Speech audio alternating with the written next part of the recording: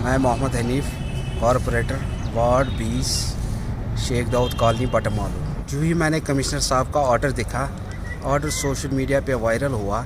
Viral किस बात पे उसने ऑर्डर निकाला? मैं नुमाइंदा हूँ बटमालू का, दूध गंगा मुझे लगभग आता है सारा। मुझे समझ नहीं आता है कमिश्नर ने अगर ऑर्डर निकाला किस बेस पे निकाला, वो खाली इन गरीब बस्तियों के लिए निकाला या वहाँ जो इतनी बिल्डिंगें बनी है, सेल्स टैक्स है, फंड ऑफिस है, पुलिस स्टेशन है। रिसेंटली एक वाक़ा हुआ जो बटमालू अड्डे में, वहाँ एक बिल्डिंग तामीर की गई, उसकी इनॉग्रेशन की गई।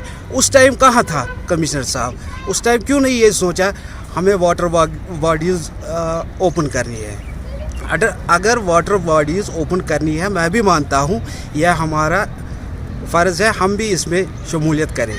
मगर वाटर बॉडीज़ किस लिहाज से हम करेंगे?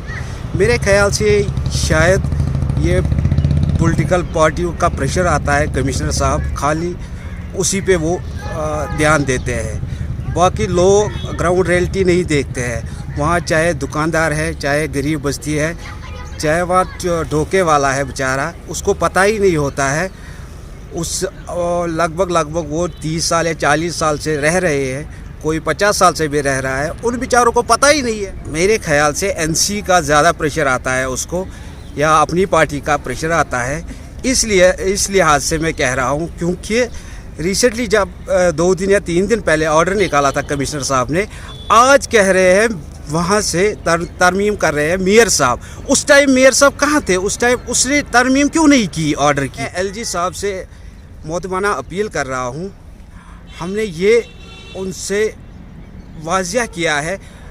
हालांकि हमारे रविंदर रैना प्रेसिडेंट साहब ने भी कल जब जम्मू में गए थे, वहाँ भी नोटिस निकाली गई थी, मगर वहाँ भी वो लोगों में खड़ा हो गए शाना बशाना। उन्होंने बोला कुछ नहीं होगा, क्योंकि हमें एश्योरेंस दी गई है।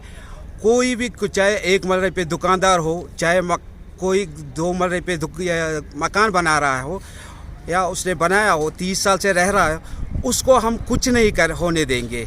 अगर रिहैबिलिटेशन का प्रोग्राम होगा कमिश्नर साहब, वो कम से कम मीटिंग तो बुलाता, काउंसिल तो बुलाता, हमको पता तो होता। हमको कुछ पता ही नहीं होता। अगर ये 1000 चूल्हे हैं, 1000 चूल्हों को कहाँ ये रिहैबिलिटेट करेंगे? इनकी पॉलिसी अगर ये वाज़िया करते पॉलिसी, हम भी इन शाना बशाना कमिश्नर साहब के साथ रहते।